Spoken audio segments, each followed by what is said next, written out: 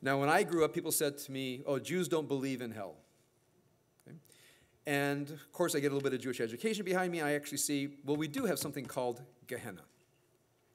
Now, Gehenna comes from, in the book of Leviticus, when they have the scapegoat during the Yom Kippur. They put all the sins on the scapegoat, and they run the scapegoat off to Gehinnom, Hinnom's Gulch, Hinnom's Valley. But the word came to mean the place from which the evil had come and the place to which we banish the evil. Why Gehinnom? That's where it comes from. We send it back there. So the rabbis had a sense that there is a place where evil actually coalesces and then comes out and attacks us.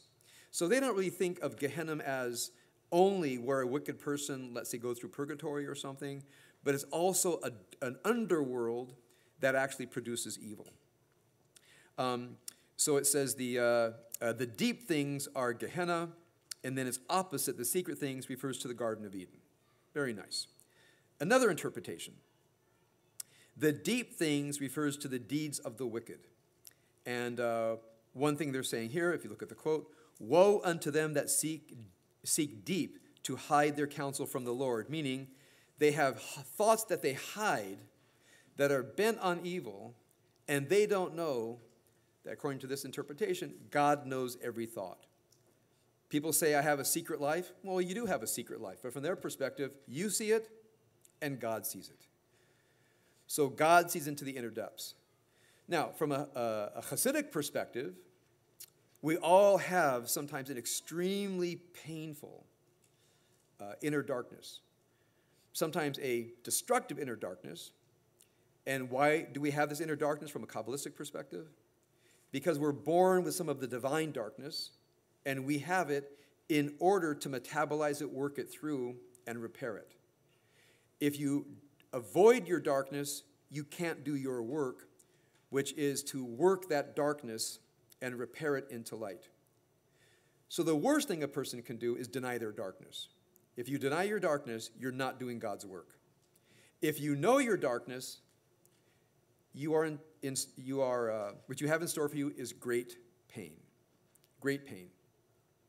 In fact, people have shared with me, I didn't know that encountering my darkness would be so painful.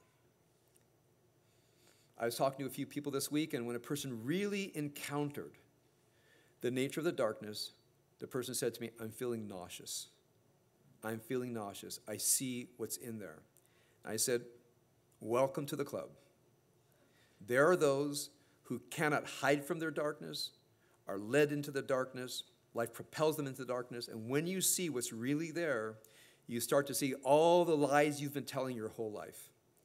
Everything to protect yourself from the awful experience of that. And then you become maybe a mystic, and maybe you become the greatest poet of a millennium. Who knows what's going to happen next, right? But when you know that darkness, it's something that is, I think, life-turning and life-changing. Now, what the wicked do is say, oh, it's only mine, God can't see it, and from their perspective, God sees into it. And the light dwelleth within him. This is the deeds of the righteous. So Genesis 1:6, reason I'm sharing with you is, even before creation, there is a world of light and darkness. You might say the darkness that, from a Kabbalah, entered into the depths of every human being. And a light, you might say, is with which we identify the divine. Shalom, shalom, shalom, tova uveracha. Shalom, shalom,